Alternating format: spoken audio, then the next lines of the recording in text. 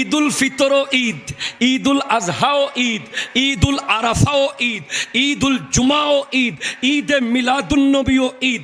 ঈদ ঠিক আছে, উদযাপনের নিয়ম ভিন্ন ভিন্ন। তোমাদের ঈদের নামাজ কই? বলে বলে কিনা বলো না? ঈদুল ফিতরে তো নামাজ আছে, ঈদুল আজহায় তো নামাজ আছে। ওরে বোকা, ঈদে মিলাদুন্নবীর নামাজ কই? যখন কোনো যুক্তিতে পারে না এটা মারে। ওরা মনে করছে আমরা বোধহয় এমনে এমনে বসে আছি। এরকম প্রশ্ন যদি তোমাদেরকে কেউ করে, আপনাদেরকে বলবেন তাহলে জানাজার নামাজের রুকু সিজদা কই? কথা কর না, ঠিক কিনা বলেন না? তাশাহুদ কই? আজান কই? একামত কই? তো ফজরের নামাজে রুকু সিজদা তাশাহুদ আজান একামত আছে, জুহরে আছে, মাগরিবে আছে, আসরে আছে, এশায় আছে, জানাজাই তো নাই। তো জানাজাকে নামাজ কেন বলছো? ঠিক কিনা বলেন বলেন? তো উত্তর আসবে, ভাইরে জানাজার নামাজও নামাজ, পাঁচ ওয়াক্ত নামাজও নামাজ, সবগুলার মূলে নামাজ ঠিক আছে, কিন্তু পড়ার নিয়ম ভিন্ন ভিন্ন। তো ঈদুল ফিতরও ঈদ, ঈদুল আজহাও ঈদ, ঈদুল আরাফাও ঈদ, ঈদুল জুমাও ঈদ, ঈদে মিলাদুন্নবীও ঈদ। ঈদ ঠিক আছে, উদযাপনের নিয়ম ভিন্ন ভিন্ন। কথা কর না? এখন বলবে আচ্ছা তাহলে ওই দিন তো নবীজি রোজা রাখছে, তোমরা কেন হাসো? বলে কি বলে না? উত্তর দিবেন, ভাইজান নবীজি আর উম্মত যে এক নয় সেটা প্রমাণ করার জন্য আমরা হাসি। আমাদের দেশে সুযোগ পাইলেই নবীজিকে আমাদের কাতারে নিয়ে আসতে চায়। এরকম কিছু ভদ্র ভদ্র মানুষ আছে না? কয় উনি আমাদেরই মতো, এই সেই। তো আমাদের মতো হলে ওনার জন্য তাহাজ্জুদ ফরজ ছিল, আপনি তো তাহাজ্জুদ জানেনও না কিরকম করে পড়তে পারে। ওনার জন্য সোমে বেসাল ছিল, লাগাতার 40 দিন রোজা, আপনি তো 2 দিনও রাখতে পারবেন না। ঠিক কিনা জোরে বলেন না? তো আমি যদি কিছু অর্জন করি, খুশি কি আমি হব না পরিবার হবে? যে আমি কি বলবো আমি এটা পাইছি, আমি এটা পাইছি। ধরেন আপনি এ প্লাস পাইছেন, আপনি কি মাইক নিয়ে বলবেন আমি এ প্লাস পাইছি, আমি এ প্লাস পাইছি, আমি এ প্লাস পাইছি? কে বলবে? যে পরিবার, আত্মীয় স্বজন। ঠিক কিনা বলেন না? আপনি এলাকার একটা গুরুত্বপূর্ণ দায়িত্ব পেয়েছেন, আপনি কি মানুষের কাছে গিয়ে বলবেন ও ভাই ইয়েন ওই তো? কে বলবে? যে কর্মীরা, এলাকাবাসী। ঠিক কিনা বলেন না? তো নবীজি রাহমাতাল লিল আলামিন, নবীজি এত শানওয়ালা নবী হয়ে দুনিয়ার জমিনে আগমন করেছেন। তো ওনার খুশিতে কি উনি খুশি হয়ে খুশি উদযাপন করবে? উনি শুকরিয়া করবে, আমরা খুশি উদযাপন করব। সুবহানাল্লাহ জোরে বলেন। এই জন্য নবীজি সোমবারে রোজা রাখতেন। জিজ্ঞেস করা হয়েছিল সুইলা রাসূলুল্লাহ সাল্লাল্লাহু আলাইহি ওয়াসাল্লাম আন সাওমিল ইসনাইন, নবীজি বলছেন ফিহি উলিত্তু। সোমবারে কেন রোজা রাখেন? নবীজি বলছেন সেদিন আমি জন্মগ্রহণ করেছি, সেজন্য আমি রোজা রাখি। আজকে অনেক মানুষ আমাদেরকে বলে নবী তো মিলাদ করে নাই, আপনারা কেন করেন? আরে বোকা, নবী মিলাদ করে নাই, তুমি কেমনে জানলা? কিতাব খোলো, বুখারী খোলো, মুসলিম খোলো, নাসাই খোলো, আবু দাউদ খোলো, তিরমিজি খোলো, ইবনে মাজাহ খোলো। আমার নবী বলছেন ইন্নী ইনদাল্লাহি মাকতুবুন খাতামুন নবিয়িনা ওয়া ইন্না আদামা লামুনজাদিলুন ফি তিনাতিহি, আমি আল্লাহর কাছে শেষ নবী হিসেবে লিপিবদ্ধ ছিলাম। আর জোরে, আদম ছিল তার খামিরের ভিতরে।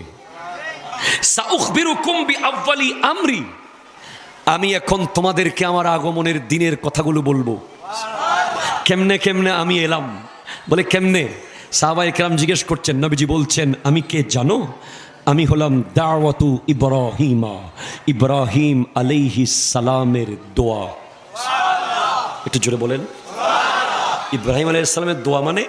হ্যাঁ, ইব্রাহিম আলাইহিস সালাম যখন ওনার সন্তান ইসমাইল আলাইহিস সালামকে নিয়ে যখন কাবা ঘর বানালেন, কাবা ঘর বানানোর পরে বলে আল্লাহ এত কষ্ট করে তোমার ঘর বানাইছি, কিছু দিবা না? কি লাগবে? ওই মকাম ইব্রাহিম পাথরের উপরে দাঁড়িয়ে চেয়ে নাও। ইব্রাহিম আলাইহিস সালাম ওই পাথরের উপরে দাঁড়িয়ে দোয়া করলেন, আল্লাহুম্মা রব্বানা ওয়াবআস ফীহিম রাসূলা। আল্লাহ, যেই রসুল, যেই নবীর জন্য তুমি জান্নাত বানিয়েছো, যার পরিবারের জন্য জান্নাত বানিয়েছো, যার উম্মতের জন্য জান্নাত বানিয়েছো, তার উম্মত হতে চেয়েছিলাম আমি ইব্রাহিমকে সেই সুযোগ তুমি দাও নাই। তবে আরেকটা অনুরোধ তুমি রাখিও, আল্লাহ তোমার ঘর তো বানাইছি কষ্ট করে বাপ পুতে মিলে, ওই রসুলটাকে আমার বংশ দিয়ে একটু পাঠাইও। ছুরিকে জিজ্ঞেস করতেছে, তুই কাটতেছস না কেন? তখন ছুরি বলতেছে, আপনি পুরেন নাই কেন? সুবহানাল্লাহ জোরে বলেন না। কয়, আমারে আল্লাহ নিষেধ করতেছে, এটা যাবে না, কারণ এই কপালে মুস্তাফা জানে রহমতের নূর মুবারক আছে।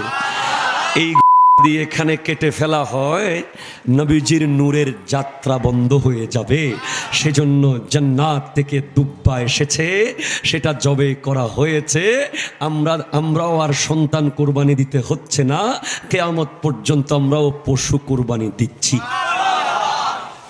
তো যেই পাথরে দাঁড়িয়ে ইব্রাহিম আলাইহিস সালাম দোয়া করেছিলেন, আল্লাহ ওই রসুলকে আমার বংশ দিয়ে পাঠায়ো, সাথে সাথে পাথর গলে গেছে। কিরে ভাই, ইব্রাহিম আলাইহিস সালাম তো বহুত পাথরে হাঁটছে আগে, কোথাও তো গলে নাই, এটা কিল্লে গলি গেল? কয়, এই পাথরের উপরে দাঁড়িয়ে মিলাদুন নবীর দোয়া করা হয়েছে, আমার নবীর নাম নেওয়া হয়েছে, আমার নবীর কথা স্মরণ করা হয়েছে, পাথর গলে গেছে। ওয়াত্তাখিজু মিন মাকামে ইব্রাহিম মুসাল্লা। আল্লাহ কিয়ামত পর্যন্ত ওই পাথরের সামনে 2 রাকাত নামাজ পড়া প্রত্যেক হাজী আর মুতামিরের জন্য দায়িত্ব করে দিয়েছে। আপনি বাংলাদেশে মিলাদুন নবী করবেন না, আপনাকে সৌদি আরব নিয়া এহরামের কাপড় পরাইয়া করাইব। কথা কইতেছেন না? মক্কাম ইব্রাহিম তো আর কাবাগন না, এটা একটা পাথর। এটার সামনে নামাজ পড়ার কারণ কি? কারণ এই পাথরে দাঁড়িয়ে মিলাদুন নবীর দোয়া করা হয়েছে। আরো জোরে বলেন সুবহানাল্লাহ। ভাই, অসুবিধাটা কোথায়? মিশরের আল আজহার বিশ্ববিদ্যালয়ে বাংলাদেশের শত শত ছাত্ররা পড়ে কি পড়ে না? লক্ষ লক্ষ স্টুডেন্ট মিশরে আল আজহারে। আলিয়া বলেন, কৌমি বলেন, আহলে হাদিস বলেন, লামাজহাবি বলেন, আহলে সুন্নাত বলেন, প্রত্যেকের সন্তান মিশরে আছে না নেই? এবছর মিশরের দারুল ইফতা রাষ্ট্রীয় ফতোয়া বিভাগ থেকে মিলাদুন নবীর পক্ষে ফতোয়া দেওয়া হয়েছে। তো বাংলাদেশে না বেদাত করতেছে, তো গোটা মিশর যদি বেদাতি হয়ে যায়, তো আপনার সন্তান মিশরে পড়বে কেমনে? বেদাতির কাছে পড়বে কেমনে? ইয়ামানের জুলুস আপনি দেখেন, অবাক হয়ে যাবেন। মনে হচ্ছে মানুষ না, এগুলো কোটি কোটি, শুধু মানুষ আর মানুষ।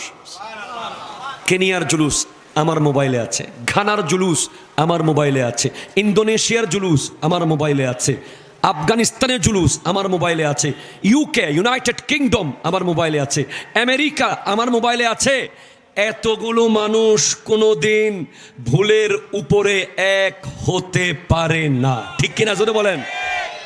গোটা বাংলাদেশের যত অত্যাচার আমরা সহ্য করেছি, গোটা পৃথিবী যত অত্যাচার মানুষ সহ্য করেছে, আমার নবীর 63 বছর জিন্দেগিতে যে কষ্ট এবং অত্যাচার নবীজি সহ্য করেছেন, পৃথিবীর সব মানুষের কষ্টকে এক পাল্লায় দিলে নবীর একদিনের কষ্টের সমান হবে? হুজুর কি বলেন, হবে না? না, কেন? 3টা বছর নবীজিকে শিয়াবে আবি তালিব পাহাড়ে বন্দি করে সামাজিক বয়কট করেছে আরবের মানুষ। 1 গ্লাস পানি পান করতে দেয় নাই, কারোর সাথে 1 মিনিট কথা বলতে দেয় নাই। নবীজিকে এমনভাবে পাথর মেরেছে তায়েফের মানুষ, গিয়ে গোটা শরীর মোবারক বেয়ে গিয়ে পায়ের তলা মোবারকের সাথে লেগে জুতা মোবারক যখন খুলেছেন চামড়ার তলা মোবারক উঠে গিয়েছিল। শেষ সময়ে নবীজির নুরানি কদমের নিচে দাগ দাগ হয়ে গিয়েছিল। চামড়া উঠে যাওয়ার ঐতিহাসিকরা লিখেছে, আমার নবী একটা মানুষকে মুসলমান বানানোর জন্য 21 দিন তায়েফের গেইটে দাঁড়িয়ে ছিলেন। কয়দিন? আমরা জুমার নামাজে গেলে 2 রাকাত পরে যে দৌড় মারি, কথা বলেন, কথা বলেন, মনে হয় বাইরে যেতে পারলেই বোধহয় আমি একটা দেশ জয় করে ফেলতে পারবো। ওইভাবে মসজিদ থেকে বের হয়ে যায় আমরা। ধৈর্য হারা হয়ে গেছি, সবর নাই। মসজিদে জুমার নামাজকে ট্রেডিশনাল একটা অনুষ্ঠান বানিয়ে ফেলেছি। নামাজ ফিল করতে পারি নাই, ঠিক কিনা বলেন না? নামাজকে যদি ফিল করতে পারতেন, মসজিদ থেকে আপনি বের হতেন না। আর আমার নবী কি করেছেন? 21 দিন তায়েফের গেইটে দাঁড়িয়ে আছেন সাহাবাদেরকে নিয়ে। যারা যে কজন সাহাবা সাথে ছিলেন বলে, ইয়া রাসূলুল্লাহ, ওরা গেট খুলবে না, চলেন চলে যাই।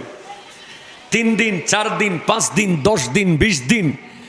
নবীজি বলে, তারা যতদিন গেট না খুলে আমি দাঁড়িয়ে থাকবো, ইসলামের দাওয়াত দিয়েই যাব। লাস্টে গেট খুলেছে। খোলার পরে তারা তাদের পালা কুকুর, ভয়ঙ্কর কুকুর পালতো তায়েফের লোকেরা, সেগুলো নবীজির দিকে ছেড়ে দিয়েছে। নাউজুবিল্লাহ বলেন। কুকুরগুলো আমার নবীকে চিনে কি চিনে না? মানুষ চিনলাম না, মানুষ হয়ে চিনলাম না, বনের পশু চিনে গেল। কুকুরগুলো দৌড় দিয়েছে, গিয়ে যখন কাছাকাছি এসেছে রাহমাতাল্লিল আলামিনের চেহারা দেখেছে।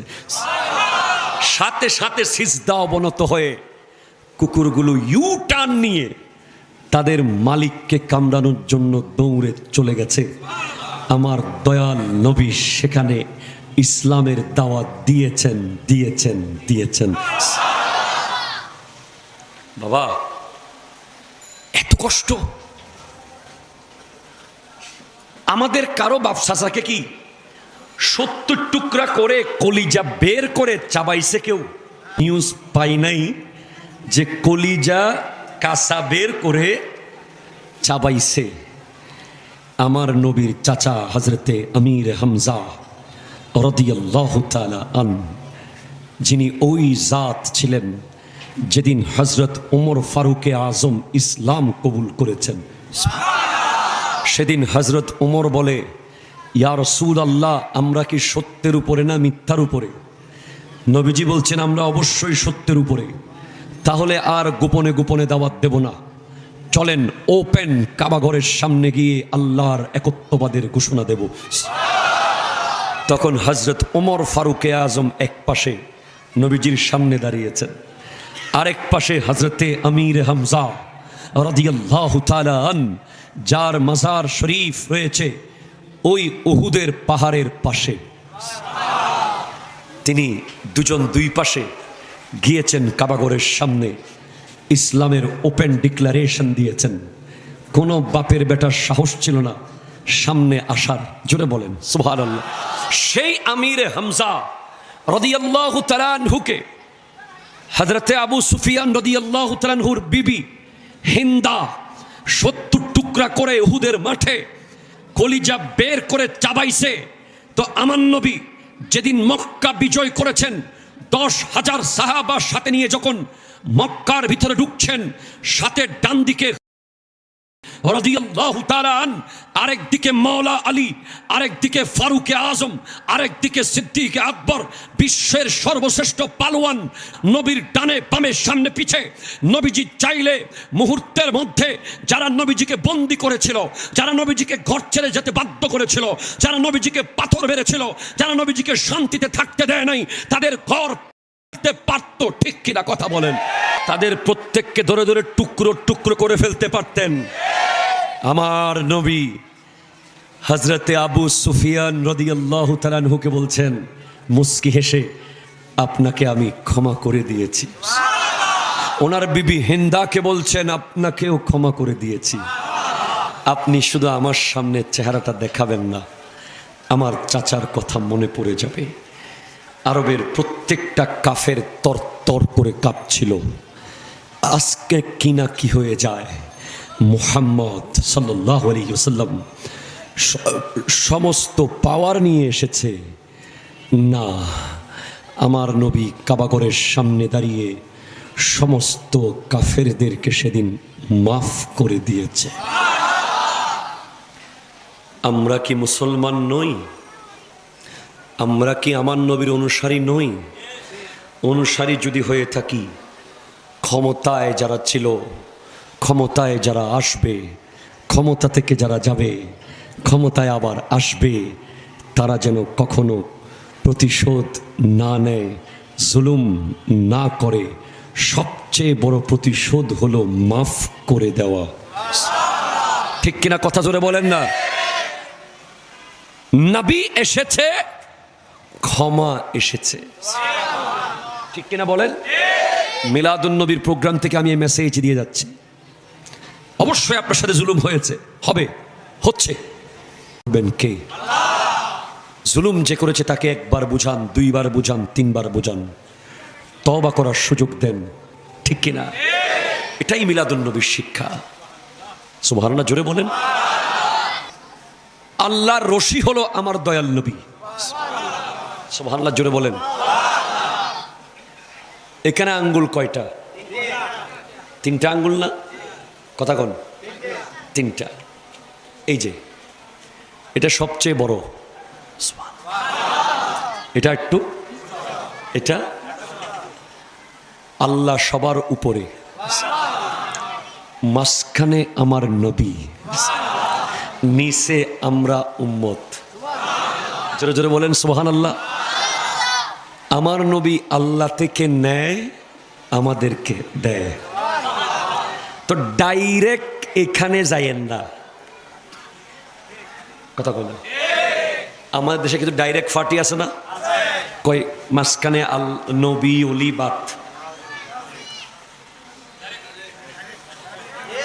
আছে, আছে, আছে ভাই। ডাইরেক্ট যদি কাপ্তাই থেকে লাইন দেন আপনাদের বাড়িতে, ওইদিকে সুইচ দিলে এইদিকে বাতিগুলো থাকবে? কথা বলে না। ডাইরেক্ট আপনি বলতেছেন আমি এলাকার চেয়ারম্যান মানুষ, বৈদ্যুতিকের হাম্বা থেকে আমি, খুঁটি থেকে আমি লাইন নেব না, আমি ডাইরেক্ট কাপ্তাই থেকে নেব।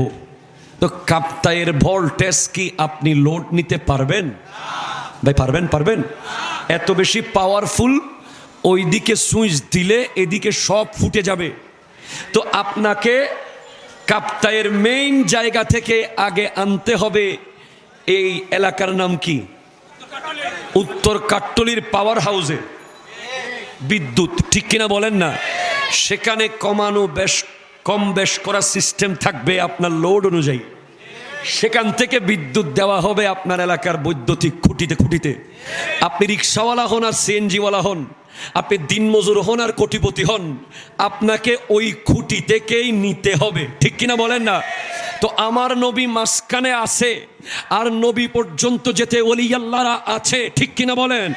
ডাইরেক্ট যাওয়ার চেষ্টা করবেন না। রুহানি জগতের পাওয়ার হাউস মদিনাতুল মুনাওয়ারা, সেখান থেকে বৈদ্যুতিক খুঁটি একটা চলে গেছে বাগদাদ, গৌসুল আজম আব্দুল কাদের জিলানী। আরেকটা হচ্ছে আজমের খাজা মাইনুদ্দিন চিশতি রহমতুল্লাহ আলাই। আরেকটা হচ্ছে ওই সিরিকুট আল্লামা সৈয়দ আহমদ শাহ সিরিকুটি রহমতুল্লাহ আলাই। আরেকটা ফটিকচুরি গৌসুল আজম মেজবান্ডারি। এভাবে করে রু জগতের মূল পাওয়ার হাউস থেকে এক একটা বৈদ্যুতিক খুঁটির মতো আল্লাহর ওলিরা পাওয়ার নিচ্ছেন, আর লক্ষ লক্ষ মুরিদদেরকে পাওয়ার দিচ্ছেন। ঠিক কিনা বলেন না? আমার নবী আল্লাহ থেকে নেন, আমাদেরকে হাবিব নামাজ নেন, তাদেরকে দেন। সুবহানাল্লাহ নাই? রোজা নেন, তাদেরকে দেন। জাকাত নেন, তাদেরকে দেন। হজ নেন, তাদেরকে দেন। ইজ্জত নেন, তাদেরকে দেন। আজমত নেন, তাদেরকে দেন। সাখাওয়াত নেন, তাদেরকে দেন। সুজাত নেন, তাদেরকে দেন। সাদাকত নেন, তাদেরকে দেন। রিফাত নেন, তাদেরকে দেন। আদালত নেন, তাদেরকে দেন। কাল হাসরের মাঠে বলবে জান্নাত তো অলরেডি 10 জনকে দিয়েই দিয়েছেন, আরো লাগলে নেন, তাদেরকে দেন। তো আপনার বাবা আপনার জন্য দুবাই থেকে আসার সময় একটা আইফোন 15 নিয়ে আসলো। কথার কথা। চিটাং জিসির মোড় থেকে মোটর সাইকেলের শোরুমে গিয়ে একটা R15 নিল, আর একটা দামি রোলেক্সের ঘড়ি নিল, আর একটা হাই ক্লাস সানগ্লাস নিল। চারটা পেয়ে আপনি খুব খুশি, চারুটার জন্য আলাদা আলাদা করে খুশি উদযাপন করলেন। বাবারে বলছেন তোমারে তো মানি না। কথা বুঝেন না বলে হয় আপনি? বাবা মোবাইল দিছে সেটার জন্য খুশি হয়েছি, বাবা মোটর সাইকেল দিছে সেটার জন্য আরো খুশি, বাবা ঘড়ি দিছে আরো খুশি, আব্বা চশমা দিয়েছে আরো খুশি। বাবারে সালাম দেব না। নাউজুবিল্লাহ আসতে বলতেছেন, আপনারা বুঝেন নাই মূলত সেজন্য। আমি ইমাম কাস্তুলানির সুরে একটু বলি। মাওয়াহিবুল লাদুনিয়ার ব্যাখ্যা গ্রন্থ লিখেছেন আল্লামা জুরকানি, মূল কিতাব লিখেছেন ইমাম কাস্তুলানি, যিনি বুখারী শরীফের ব্যাখ্যা গ্রন্থ লিখেছেন। ওনার কিতাবে উনি বলছেন, ওরে বোকা, নবীজির আগমনের রাত সবে কদরের চেয়ে আরো দামি। আমি বলি নাই, হুজুর বলেন নাই। বুখারী গোটা জগতের আসাখুল কুতুব বাদা কিতাবিল্লাহ তাআলা, আল্লাহর কোরআনের পরে সবচেয়ে বিশুদ্ধ কিতাব। আল জামে, আল মুসনাদ, আল মুখতাসর, আস সহিহ মিন উমুরি রাসূলিল্লাহি সাল্লাল্লাহু আলাইহি ওয়াসাল্লাম ওয়া সুনানিহি ওয়া আইয়ামিহি, সহিহুল বুখারী। এটার ব্যাখ্যা লিখেছেন ইমাম কাস্তুলানি। যদি বিশ্বাস না হয় আমার মাদ্রাসায় যাবেন, আমি আপনাদেরকে কিতাব খুলে পৃষ্ঠা সহ দেখাই দেব। ওখানে বলছেন, ইন্না লাইলাতাল মৌলিদে লাইলাতু যুহুরিহি সাল্লাল্লাহু আলাইহি ওয়াসাল্লাম ওয়া লাইলাতাল কদরে মুতাতুন লাহু। মিলাদুন নবীর রাত তো নবীজি প্রকাশ হওয়ার রাত। তো নবীজিকে আল্লাহ অনেকগুলো গিফট দিয়েছে, অনেকগুলো গিফট দিয়েছে। গিফটগুলো কি? আল্লাহ বলছেন, হাবিব, অন্য নবীরা তো যেখানে সেখানে নামাজ পড়তে পারতো না, নির্ধারিত জায়গায় গিয়ে নামাজ পড়তো।